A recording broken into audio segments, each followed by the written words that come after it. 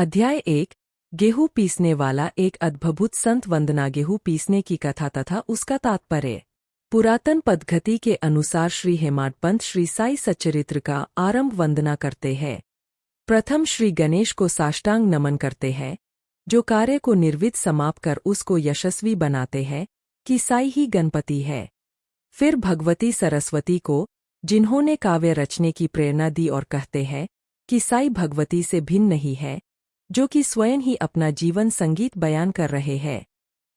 फिर ब्रह्मा, विष्णु और महेश को, जो क्रमशः उत्पत्ति, स्थिति और संहार करता है, और कहते हैं कि श्री साई और वे अभिन्न है। वे स्वयं ही गुरु बनकर भवसागर से पार उतार देंगे। फिर अपने कुलदेवता श्री नारायण आदिनाथ की वंदना करते हैं, जो कि कोकन में प्रकट हुए। कोकन वह भूमि है जिसे श्री परशुराम जी ने समुद्र से निकालकर स्थापित किया था।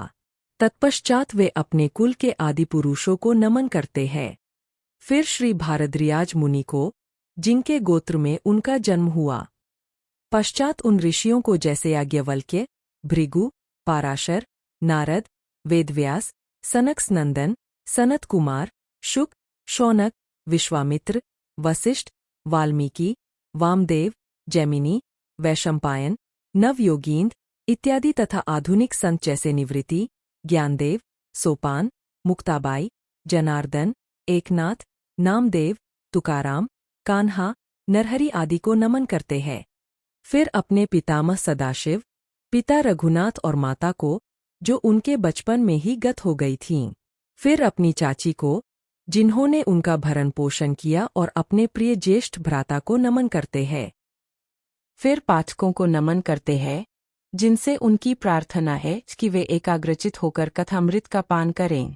अंत में श्री सच्चिदानंद सद्गुरु श्री साईनाथ महाराज को, जो कि श्री दत्तात्रेय के अवतार और उनके आश्रयदाता है, और जो ब्रह्मा सत्यंजग्निमथ्या का बोध कराकर समस्त प्राणियों में एक ही ब्रह्मा की व्यापित की अनुभूति कराते हैं। श्री पाराशर, व्यास और शांडिल्य आदि के समान भक्ति के प्रकारों का संक्षेप में वर्णन कर अब ग्रंथकार महोदय निम्नलिखित कथा प्रारंभ करते हैं।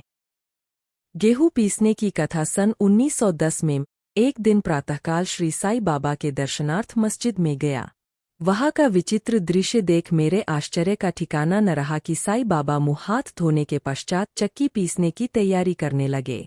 उन्होंने फर्श पर एक टाट का टुकड़ा बिछा, उस पर हाथ से पीसने वाली चक्की में गेहूं डालकर उन्हें पीसना आरंभ कर दिया। मैं सोचने लगा कि बाबा को चक्की पीसने से क्या लाभ है। उनके पास तो कोई है भी नहीं, और अपना निर्वाह भी भिक्षावृत्ति द्वारा ही करते हैं। इस घटना के समय वहां उपस्थित अन्य व्यक्तियों की भी ऐसी ही धारणा थी, परंतु उनसे पूछने का साहस किसे था। बाबा के चक्की पीसने का समाचार शीघ्र ही सारे गांव में फैल गया, और उनकी यह विचित्र लीला देखने के हेतु तत्काल ही नरनारियों की भीड़ मस्जिद की ओर दौड़ पड़ी। उनमें से 4 निडर स्त्रियां भीड़ को चीरता हुई ऊपर आई और बाबा को बलपूर्वक वहां से हटाकर हाथ से चक्की का खूंटा छीनकर तथा उनकी लीलाओं का गायन करते हुए उन्होंने गेहूं पीसना प्रारंभ कर दिया। पहले तो बाबा क्रोधित हुए, परंतु फिर उनका भक्ति भाव देखकर वे शांत होकर मुस्कराने लगे। पीसते पीसते उन स्त्रियों के मन में ऐसा विचार आया कि बाबा के न तो घर द्रियार है, और न इनके कोई बाल बच्चे हैं, तथा न कोई देखरेख करने वाला ही हो। यह घटना कबीरदास जी की उसके तदनुरूप घटना की स्मृति दिलाती है। कबीरदास जी एक स्त्री को अनाज पीसते देखकर अपने गुरु निप्ति निरंजन से कहने लगे कि मैं इसलिए रुदन कर रहा हूँ कि जिस प्रकार अनाज चक्की में पीसा जाता है, उसी प्रकार मैं भी भवसागर रूपी चक्की में पीसे जाने की यातना का अनुभव कर रहा हूँ। उनके गुरु ने उत्तर दिया कि घबराओ नहीं, चक्की के केंद्र में जो ज्ञान रूपी दंड है, उसी को दृढ़ता से पकड़ लो। जिस प्रकार तुम मुझे करते देख रहे हो, उससे दूर मत जाओ, बस केंद्र की ओर ही अग्रसर होते जाओ, और तब यह निश्चित है कि तुम इस भवसागर रूपी चक्की से अवश्य ही बच जाओगे। श्री सद्गुरु साईनाथ शुहन भवतु।